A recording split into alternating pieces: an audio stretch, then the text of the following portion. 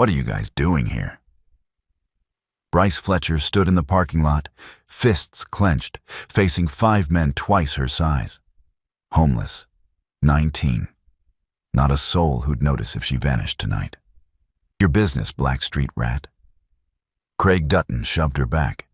Behind her, Walt Caldwell groaned on the asphalt. Help. Look who he's begging for help. Craig laughed. He's begging that stinking little rat. Please, I can't breathe. Walt's voice cracked. Bryce didn't run. She stepped forward. Touch him again. I dare you. Craig grabbed her collar. Who do you think you are, black rat? Get back to your stinking garbage dump. Come here. She swung first. 5 against 1. A homeless black girl protecting a stranger in a parking lot. What happened next brought 1,000 motorcycles to her door. 12 hours earlier, the sun hadn't even cleared the tree line when Bryce Fletcher crawled out from under the Cedar Falls overpass. She stuffed her sleeping bag into a torn garbage sack and shoved it behind the concrete pillar where no one would look. 3 years of hiding had taught her to leave no trace. She walked 2 miles to the gas station on Route 9. Not for gas, for the dumpster behind it. The morning shift tossed out expired sandwiches around 6. If she got there first, she ate. If the other drifters beat her to it, she didn't. Today, she was second. A man twice her age had already torn open the bag. He saw her coming and clutched the food to his chest. Back off, girl. Bryce didn't argue. She circled to the side dumpster, the one nobody checked because it mostly held cardboard. She'd learned months ago that sometimes a bruised apple or a crushed granola bar slipped through.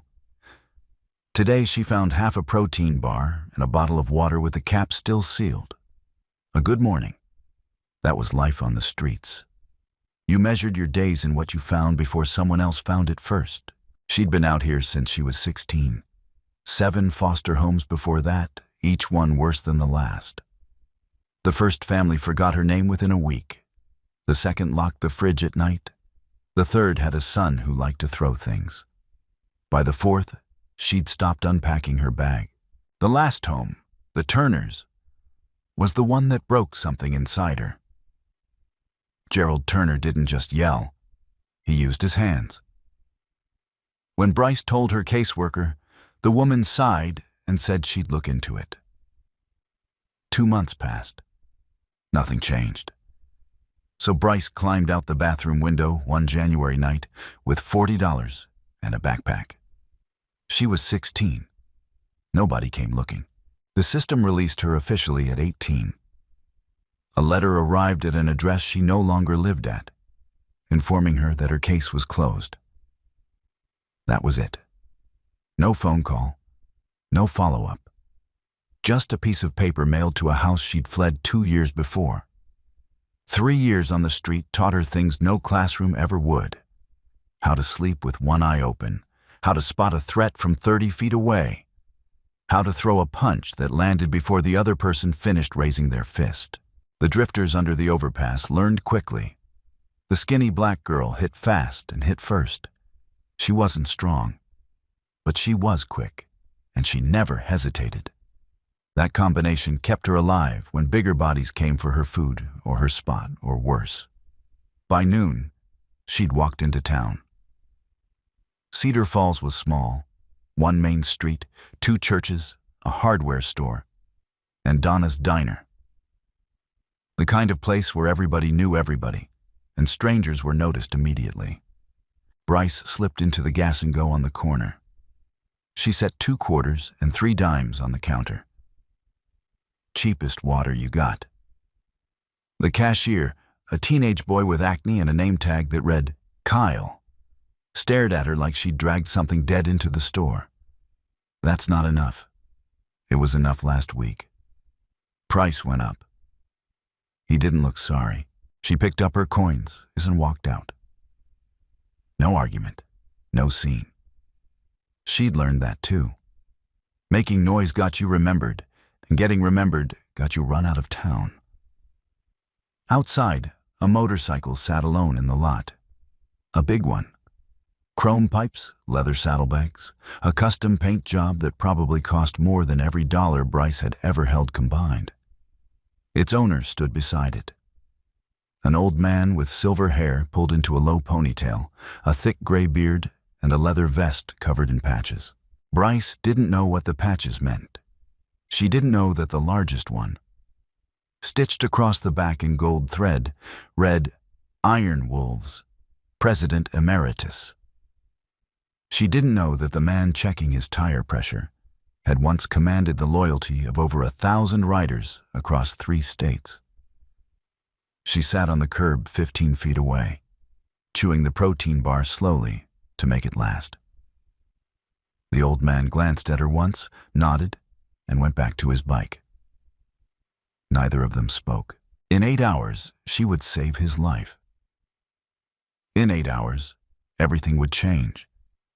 But right now, they were just 2 strangers in a parking lot, one with everything, one with nothing, sharing the same patch of afternoon sun. Night fell on Cedar Falls like a curtain being pulled. No streetlights behind the gas and go, just the hum of a busted cooler and the flicker of the store's neon sign, bleeding red across the pavement.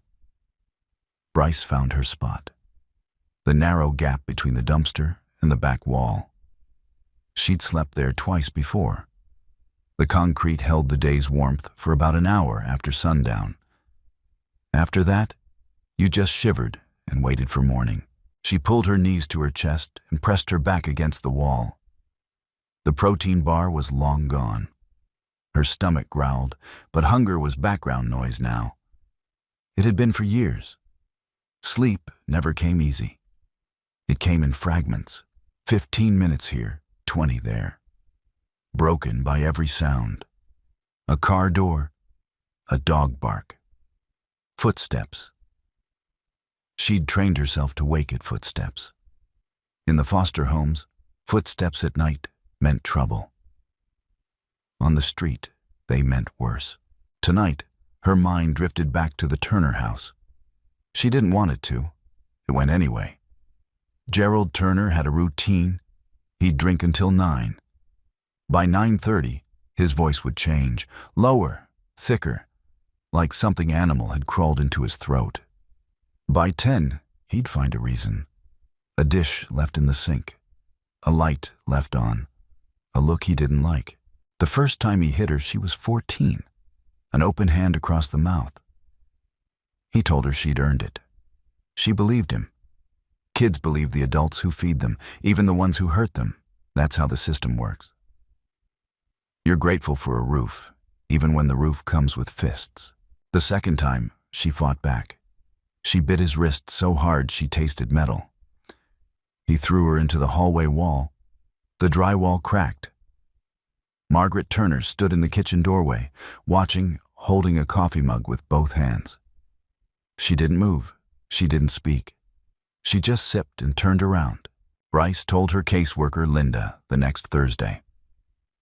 Linda wrote something on a form and said, "We'll look into it." Bryce waited. 2 months. Nothing changed. Gerald kept drinking. Margaret kept sipping. The walls kept cracking. One night, he came to her room. Not angry this time. Something worse. Something quiet. Bryce grabbed her backpack and climbed out the bathroom window. January. 4 degrees. $40 in her pocket. She walked 6 miles to the bus station and bought a ticket to wherever the cheapest fare would take her. Cedar Falls. She'd never heard of it. That was the point. For the first year, she lived behind a church. The pastor let her sleep in the shed until the deacons voted to change the lock. For the second year, she moved from overpass to overpass, town to town, always circling back to Cedar Falls because at least she knew which dumpsters were worth checking. The street sharpened her. Not just her fists, her instincts. She could read a man's intentions from how he walked. She knew the difference between someone who wanted to talk and someone who wanted to take. She learned to strike first, strike fast, and disappear before anyone called the cops. She never started fights, but she finished them. The scar on her left forearm, a razor from a drifter named Sully who wanted her sleeping bag, proved it. She'd broken his nose and kept the bag. The cut healed in 2 weeks. The lesson lasted forever. Nobody protects you but you. Now she sat behind a gas station, listening to the night. Headlights swept across the lot. A pickup truck, loud engine, rap music thumping from the speakers. It parked sideways across 2 spots. 5 doors opened. 5 young men spilled out. Loud, drunk, looking for something to break. Bryce pressed deeper into the shadow. None of her business. She'd survived this long by not being seen. Then she heard the motorcycle. The old man from the afternoon, the one with the silver ponytail and the leather vest, pulled in and parked near the entrance. He took off his helmet, stretched his back, and walked toward the store. Craig Dutton blocked his path. "Nice ride, old man. That yours?" Walt tried to step around him. Craig grabbed his arm, and the first punch landed before Walt could finish saying, "Let go." Bryce watched from the dark. Her hands shook, not from cold.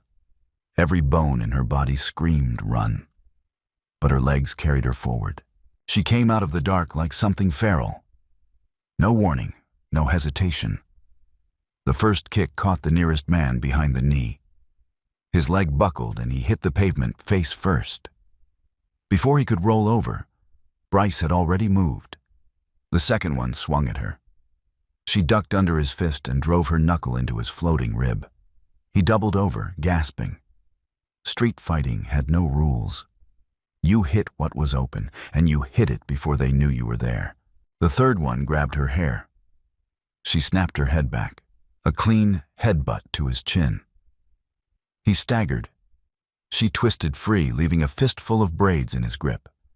3 down in under 10 seconds. The parking lot went quiet. Craig stared at her. His fourth man stared at her. This wasn't supposed to happen. She was a girl. She was skinny. She was nobody. "Hold her," Craig said. They rushed her together. The fourth man pinned her arms. Craig hit her in the stomach. Once. Twice. She buckled but didn't scream.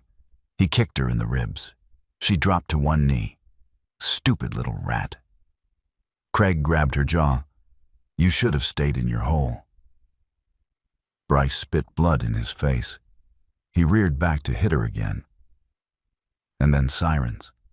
Faint, but growing. Someone in the store had called the cops. "Let's go." Craig shoved Bryce to the ground, and the 5 of them scrambled into the pickup. Tires screamed. Tail lights vanished down Route 9. The lot went still. Walt lay on his side, breathing hard. Blood ran from his nose into his beard. He pushed himself up on one elbow and looked at the girl crumpled on the asphalt 10 feet away. She was already trying to stand. One arm wrapped around her ribs. Her lip was split. Her left eye was swelling shut. "Kid." Walt's voice was raw. "Why did you do that?" Bryce wiped blood from her mouth with the back of her hand. She looked at him, this old white man she didn't know, on the ground of a parking lot in a town that didn't want her. "Because nobody ever showed up for me." She said it like a fact. No self-pity, no emotion. Just the way things were. Walt stared at her for a long time. Then he got to his feet, slowly, holding his ribs the same way she held hers. "What's your name?" "Bryce." "Where do you live, Bryce?" She looked away. That was answer enough. "Come home with me. My wife will patch us both up." "I'm fine." "You're bleeding from your face." "I've had worse." Walt walked to his motorcycle and opened the saddlebag. He pulled out a clean bandana and held it out to her. She didn't take it. "I'm not asking for charity," she said, "and I'm not offering any. He set the bandana on the ground between them. "You saved my life. Least I can do is feed you a meal. One meal. Then you go wherever you want." She looked at the bandana, then at him, then at the road leading back to the overpass, to the dumpster, to another night of shivering alone. She picked it up. 20 minutes later, Bryce Fletcher sat at a kitchen table for the first time in 3 years. Helen Caldwell, small, white-haired, eyes like warm tea, cleaned her cuts without asking a single question. She just hummed softly and worked. Bryce didn't cry, but her hands trembled the entire time. Bryce woke before dawn. Habit. On the street, you never slept past first light. She sat up on the couch and stared at the ceiling. Clean ceiling. No cracks, no water stains, no Gerald Turner's footsteps overhead. For 3 full seconds, she forgot where she was. Then the smell of bacon hit her, and she remembered. Helen stood at the stove in a blue cotton robe, flipping strips in a cast-iron skillet. She looked over her shoulder and smiled like this was normal. Like a homeless girl bleeding on her couch was just another Tuesday. "Morning.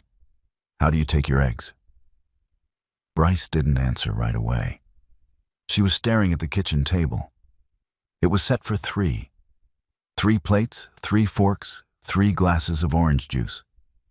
She hadn't sat at a table set for her since she was 11. "Scrambled," she said. Her voice was hoarse. Walt came down the hall in jeans and a flannel shirt, moving slow. His ribs were taped under the fabric. He poured himself coffee and sat across from Bryce without ceremony. "Sleep okay?" "Yeah." She hadn't. Every creak in the house had woken her. But she wasn't going to say that. They ate in silence. Not awkward silence. The kind that comes when people don't need to perform for each other. Bryce ate everything on her plate and then stopped herself from asking for more. Old habit. In foster homes, asking for seconds got you noticed. Getting noticed got you hurt. Helen put another scoop of eggs on her plate without being asked. Bryce looked at her. Helen just smiled and turned back to the stove. After breakfast, Walt led her to the garage.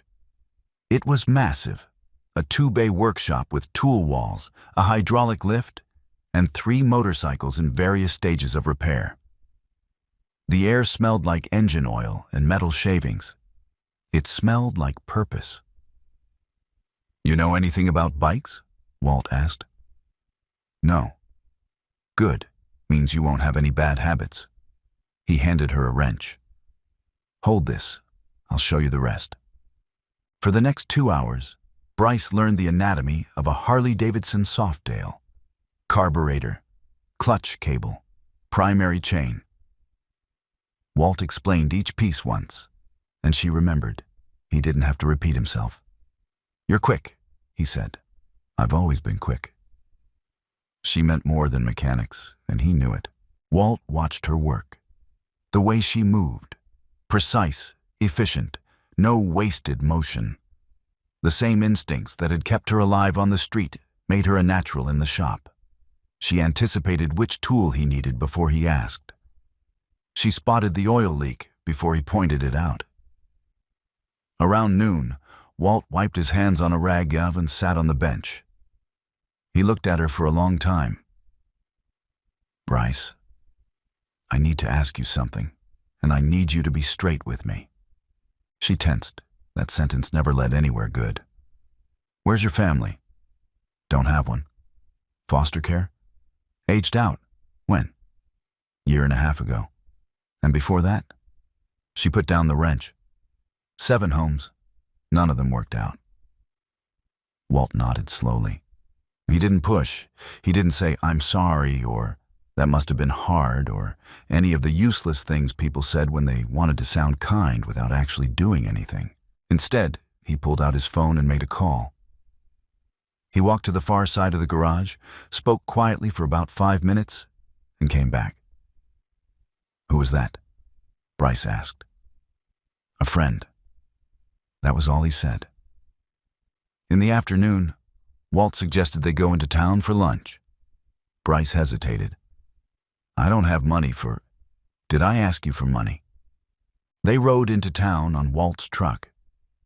Main Street Cedar Falls looked the same as always, quiet, clean, and suspicious of anything unfamiliar. Walt parked in front of Donna's Diner, the only sit-down restaurant within 15 miles. The bell above the door jingled when they walked in. A dozen heads turned. Bryce felt every pair of eyes land on her and stay there. She was used to it. The scanning, the tightening of shoulders, the way people pulled their bags a little closer. Donna Prescott stood behind the register. Mid-50s, bleached hair stiff with spray, reading glasses on a beaded chain. She owned the diner, sat on the town council, and ran the annual 4th of July parade. In Cedar Falls, Donna's approval was currency. She looked at Bryce the way you look at something stuck to your shoe. Walt. Her smile didn't reach her eyes. Who's your friend? This is Bryce. She's staying with us. Donna's smile thinned. Staying with you? How nice. She picked up 2 menus, then paused. Actually, Walt, can I talk to you a moment? Privately? They stepped to the side. Bryce could hear every word. Walt, honey, I don't know what you're doing, but you can't just bring people like that in here. My customers. People like what, Donna? You know what I mean. She looks like trouble. She'll scare off my regulars. She saved my life last night. Donna blinked. I'm sure she did. But this is my establishment, and I have a right to. Seat us or don't, Donna. But choose your next words carefully. Donna seated them. At the table nearest the kitchen, the one next to the bathroom door that nobody ever requested. She dropped the menus and walked away without taking their drink order. Bryce stared at the laminated menu. She wasn't reading it. She was calculating. How long before this town pushed her out, the way every other place had? Don't let her get to you, Walt said. She didn't. Liar. He said it gently. But that's okay. You don't have to pretend with me. 30 minutes later, they left without ordering. Not because of Donna, because Officer Tate showed up. Young, blonde, badge too shiny. Donna had called him. Sir, we've had a complaint about a... He glanced at Bryce. A disturbance. She's sitting in a booth, Ryan. That's not a disturbance. I understand, sir, but are you charging her with something? Officer Tate shifted on his feet. No, sir. Then we're done here. Walt put his hand on Bryce's shoulder, the first time he touched her, and guided her out the door. She didn't flinch. She wanted to, but she didn't. In the truck, Walt gripped the steering wheel and stared through the windshield. This town's about to learn a lesson. Bryce didn't ask what he meant, but something in his voice made her believe him. 2 weeks passed. 14 mornings of waking up in a bed instead of on concrete. 14 breakfasts she didn't have to fight for. Bryce fell into a rhythm at the Caldwell house. Mornings in the garage with Walt, rebuilding engines, replacing brake pads, learning the difference between a good weld and one that would kill you at 70 miles an hour. Afternoons in the kitchen with Helen, chopping onions, seasoning cast iron, pulling biscuits from the oven at exactly the right second. You've got good hands, Helen told her one evening, watching Bryce knead bread dough. Steady. They've had practice, Bryce said. She didn't explain what kind. Walt started teaching her to ride. She took to it the way she took to everything, fast, instinctive, no fear. By the 3rd day, she could handle the soft ale on the back roads without wobbling. By the 5th, she was leaning into curves like she'd been born on 2 wheels. Natural, Walt muttered, shaking his head. Absolute natural. A few Iron Wolves members stopped by during those weeks. big men with thick beards and road-worn leather. They came to check on Walt after hearing about the parking lot. One by one, they met Bryce. One by one, they heard the story. None of them looked at her the way Donna had. They shook her hand. They called her Little Sister. A man named Hank Morrison, tall, quiet, tattooed forearms, told her, "Anyone who bleeds for one of us is one of us." Bryce smiled at that. A real smile. Helen saw it from the kitchen window and had to turn away so no one would see her cry. But the nights were still hard. Bryce woke at 2, at 3, at 4, bolt upright, soaked in sweat, reaching for a door that wasn't there. In the dream, she was always back at the Turners. The hallway, the footsteps, the locked bathroom window that wouldn't open. One night, Helen found her sitting on the kitchen floor, knees pulled to her chest, staring at nothing. Helen sat beside her. No questions, no advice, just presence. "You're safe now, sweetheart. Doors don't lock from the outside here." Bryce leaned into her, just barely, just enough. She knew this feeling wouldn't last. Good things never did. Not for her. It started with a petition. Donna Prescott printed 50 copies and left them on the counter at the diner, at the post office, at the church bulletin board, and at the front desk of the town hall. The heading read, "Concerned Citizens of Cedar Falls, Protecting Our Community." The text beneath was careful. Lawyered. It never mentioned Bryce's name directly. It referred to an unvetted transient of unknown background currently residing with an elderly couple on Maple Drive. It cited safety concerns. It cited property values. It cited the town's family-oriented character. Everyone in Cedar Falls knew exactly who it was about. Within 4 days, Donna had 31 signatures. The mayor's wife signed. The school principal signed. Kyle from the Gas and Go signed. People who had never spoken to Bryce, never looked her in the eye, signed a piece of paper asking for her removal. Some signed because they believed it. Most signed because Donna asked, and in Cedar Falls, nobody said no to Donna. Walt found out when he went to buy nails at the hardware store. The owner, Pete Rollins, had the decency to look embarrassed. "I didn't sign it, Walt, but I thought you should know." Walt read it twice. His jaw tightened until the muscle in his cheek twitched. "Who's behind this? Who do you think?" What Walt didn't know, what nobody knew yet, was that Donna had a second card to play. Craig Dutton was her nephew, her sister's boy. The family resemblance was there if you looked. The same narrow eyes, the same thin-lipped smile that never meant anything good. Craig had been whispering in her ear since the night of the parking lot, spinning the story the way he needed it spun. Craig walked into the Cedar Falls police station on a Wednesday morning. He brought 2 of his friends, Tyler Voss and Derek Earl. All 3 of them sat in front of Officer Tate and filed sworn statements. Their story was simple. They were hanging out in the parking lot when a homeless girl attacked them unprovoked. They defended themselves. The old man got caught in the middle. The girl was dangerous, violent, and needed to be locked up before she hurt someone else. 3 matching statements. 3 signatures.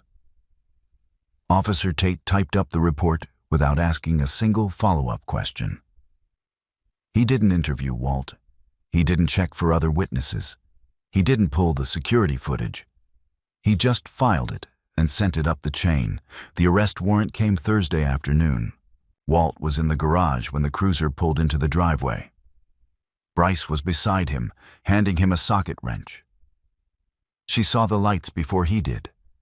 Red and blue, cutting across the garage wall like a warning she'd seen too many times.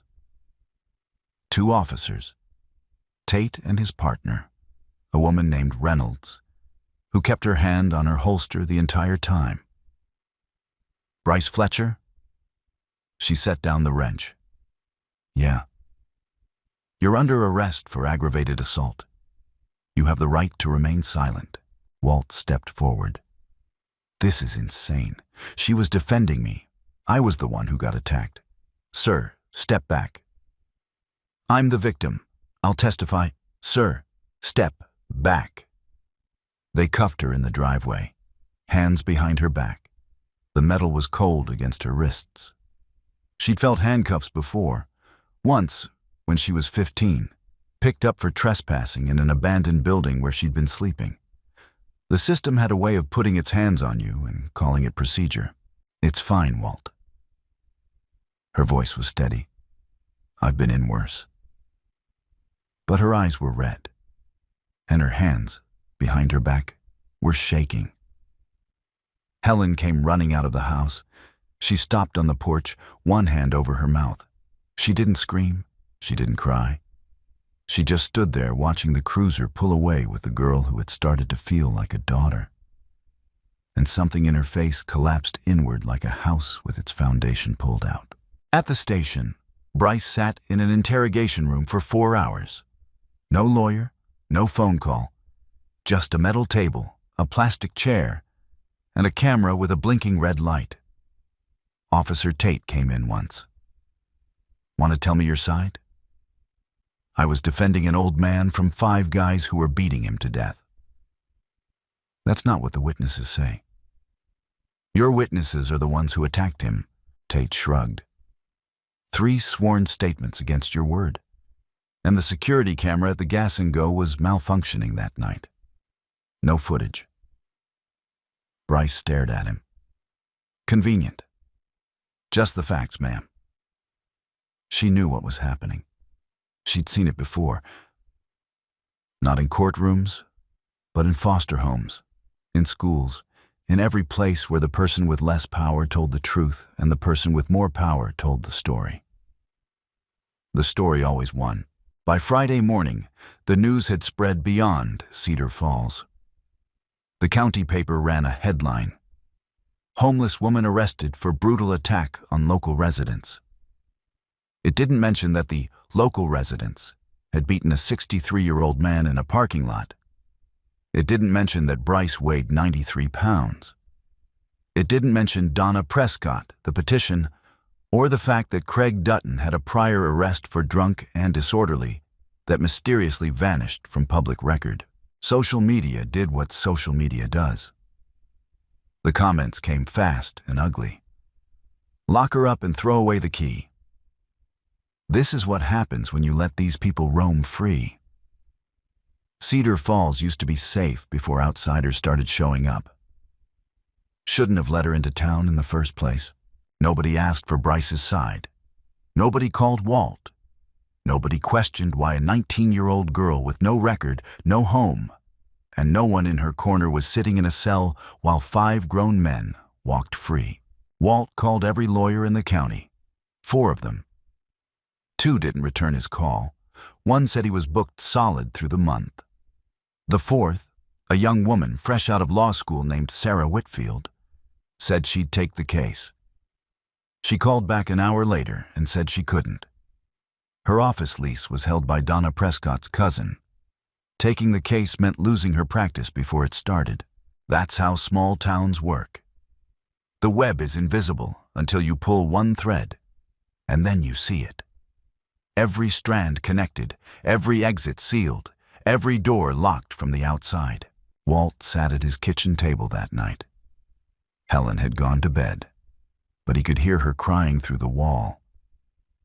He stared at his phone, at a number he hadn't called in 5 years. The last time he'd dialed it, he'd been stepping down as president of the Iron Wolves. He'd told Reed Garrison, his successor, that he was done, retired, out of the game. He'd meant it then. He didn't mean it now. He pressed call. Reed Garrison picked up on the second ring. Walt. His voice was deep, unhurried, the kind of voice that filled a room without trying. It's been a while. I need help, Reed. Tell me. Walt told him everything. The parking lot, the girl, The fight, the arrest, the petition, the lawyer who couldn't take the case because Donna Prescott's family owned half the town. He told it straight, no embellishment, the way a man talks when he's out of options. Reed listened without interrupting. When Walt finished, the line was quiet for 5 seconds. Then Reed said one thing.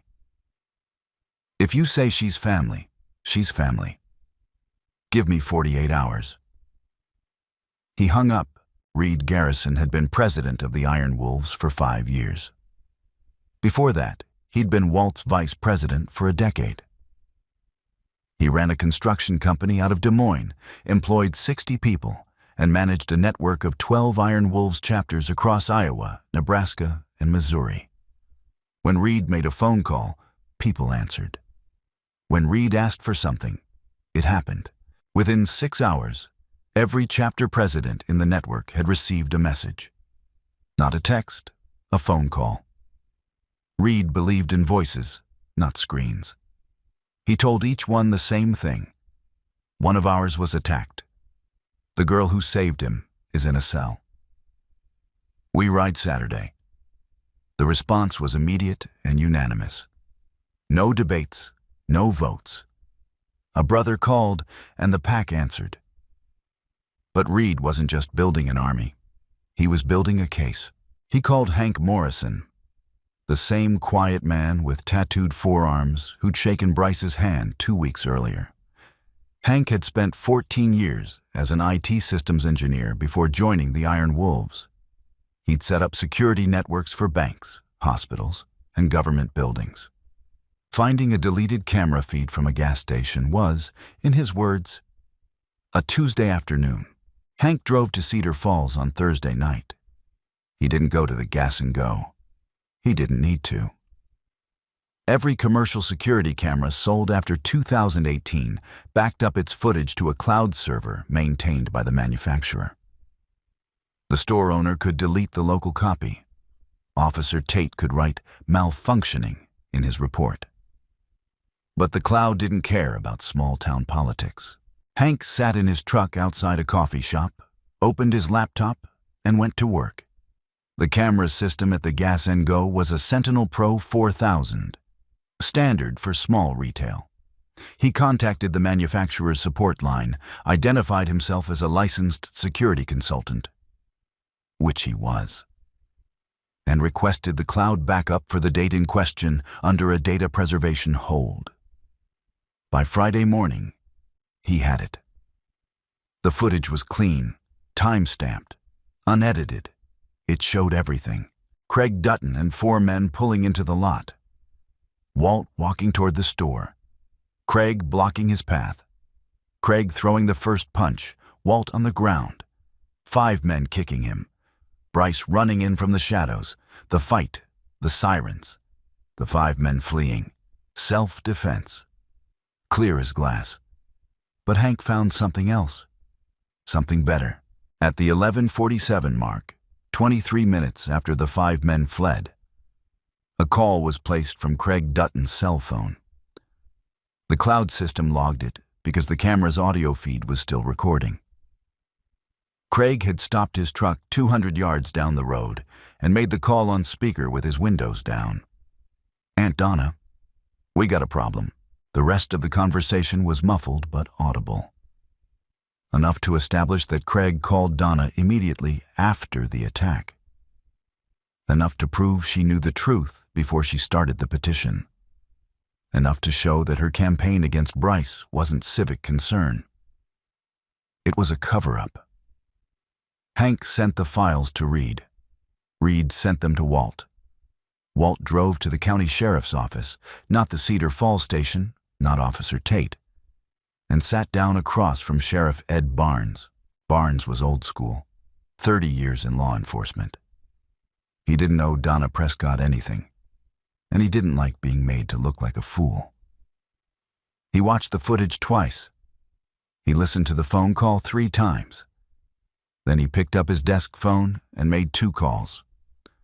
The first released Bryce Fletcher from custody, effective immediately. All charges dropped. The second opened a criminal investigation into Craig Dutton, Tyler Voss, Derek Earle, and Donna Prescott. Walt stood in the sheriff's lobby when Bryce walked out.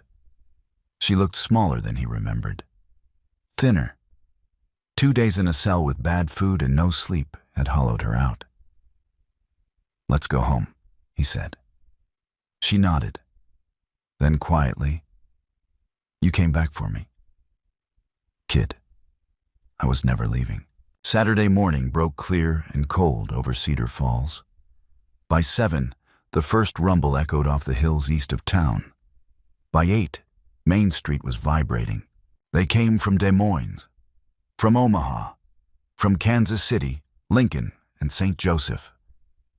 They came in packs of 20, 50, 100, rolling down Route 9 in staggered formations, exhaust pipes growling, chrome catching the early light. Harleys, Indians, custom choppers with ape hangers and straight pipes that rattled the windows of every shop on Main Street. The people of Cedar Falls heard them before they saw them. A woman walking her dog stopped on the sidewalk and stared.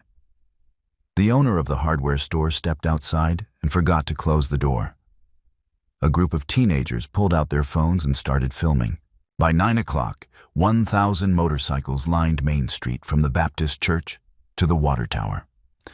1,000 riders stood beside their machines, men and women in leather vests, patches on their backs, arms crossed, faces calm. They didn't shout. They didn't threaten. They just stood there, filling every inch of available space, and waited. Reed Garrison had set up a flatbed truck at the center of town, directly across from Donna's diner. On the flatbed sat a projector, 2 speakers, and a screen large enough to be seen from 3 blocks away. A local news van from Channel 7 had parked at the corner. A reporter from the county paper stood in the crowd with a notebook. Someone was live streaming. Walt drove his truck up Main Street with Bryce in the passenger seat. She hadn't spoken since they left the house. She wore the leather jacket Helen had bought her the day before, plain black, no patches yet, and her hands were folded tight in her lap. "You don't have to get out," Walt said. "You can stay in the truck." "No." She opened the door. "I'm done hiding." She stepped out and the crowd shifted. 1,000 riders turned to look at the girl they'd come for. The girl most of them had never met.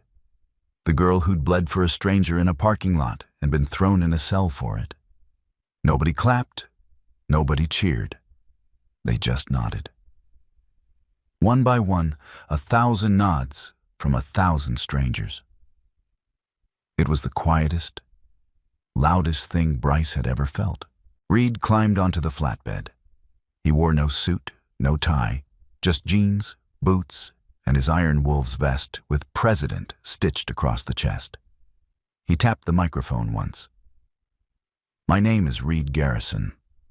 I'm the president of the Iron Wolves Motorcycle Club. We are 1,200 members across 3 states. We are veterans, mechanics, teachers, engineers, nurses, and fathers. We are not a gang. We are a family." He paused. The street was silent. 2 weeks ago, a 19-year-old girl, homeless, alone, with nothing to her name, watched 5 men beat a 63-year-old man in a parking lot. She didn't walk away. She didn't call for help. She stepped in. She fought. She bled. And she saved his life. Reed pointed to the screen behind him. This is what happened that night. Hank pressed play. The footage rolled on the big screen. Crisp, clear, undeniable. Craig Dutton throwing the first punch. Walt hitting the asphalt. 5 men kicking him on the ground. Then Bryce, small, fast, fearless, running into the frame and fighting back. The crowd watched in silence. Some covered their mouths. Some turned away. The teenagers stopped filming and just stared. When the footage ended, Reed didn't give the crowd time to breathe. He played the second clip, Craig's voice on speakerphone, shaky, panicked. "Aunt Donna, we got a problem. And Donna's voice, clear, controlled, unmistakable. "Calm down, I'll handle it. Just keep your mouth shut." The screen went dark. Every head on Main Street turned toward Donna's diner.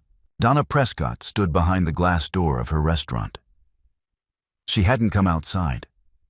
She'd watched the riders arrive from behind the counter, arms crossed, jaw set, convinced she could wait them out. She'd survived worse than a bunch of bikers with a grudge. But now the footage was playing. Now her voice was echoing down Main Street.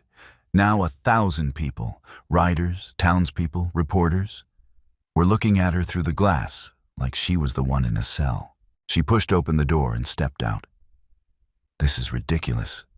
That footage could be doctored. That girl is a criminal, and you people are..." "Donna." Sheriff Barnes stepped out of the crowd. He'd been standing near the flatbed the whole time, hat in hand. "I've had the footage authenticated by the state crime lab. It's real, every frame." Donna's mouth opened. Nothing came out. "Craig Dutton, Tyler Voss, and Derek Earle were arrested this morning." Barnes continued. "Aggravated assault, filing a false police report, and conspiracy. Officer Tate has been suspended pending an internal review for failure to conduct a proper investigation." He looked at Donna directly. "And you, ma'am, are under investigation for destruction of evidence, conspiracy to file false charges, and obstruction of justice. I'd advise you to get a lawyer. A real one." The color drained from Donna's face. She stepped backward into the diner. The door swung shut behind her. Through the glass, the crowd watched her sit down at her own counter and put her head in her hands. Nobody felt sorry for her. Reed turned back to the crowd. His voice dropped lower. This girl had nothing. No home, no family, no one who'd vouch for her. And when the world told her it wasn't her fight, she fought anyway. When the system tried to bury her, she didn't break. He looked at Bryce. And now she has 1,000 brothers and sisters who will make sure nobody buries her again. The first clap came from somewhere in the middle of the crowd. Then another. Then 100. Then 1,000. Not a polite round of applause, a wall of sound that bounced off the storefronts and rolled down Main Street like thunder. Bryce stood in the middle of it. She didn't wave, she didn't smile. She just stood there, absorbing it, letting it hit her like something physical. Her chin trembled once. She pressed her lips together and held. Walt walked over to her. He unfolded a leather vest and held it open. On the back, a freshly stitched patch. Iron Wolves. Prospect. He slipped it over her shoulders. It fit. Reed leaned into the microphone one last time. His voice was quiet now, but every word carried. Courage doesn't need a home, it just needs a heart. 1,000 engines roared to life. The ground shook, the windows rattled, and Bryce Fletcher, homeless, nameless, invisible for 19 years, stood in the center of 1,000 riders who had come to say one thing. You're not alone anymore, Owen. 3 months later, the courthouse in Des Moines processed the adoption papers. Walt and Helen Caldwell, legal guardians of Bryce Fletcher Caldwell. The judge stamped it without ceremony. Helen cried anyway.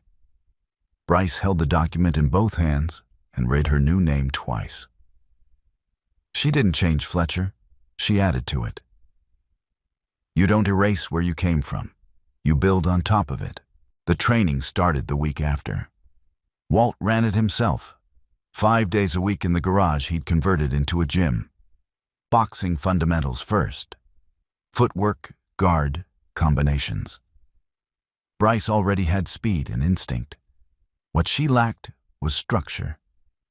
You fight like a street cat, Walt told her after the first session. Fast and mean. But a street cat can't lead a pack. We need to make you a wolf. He brought in help.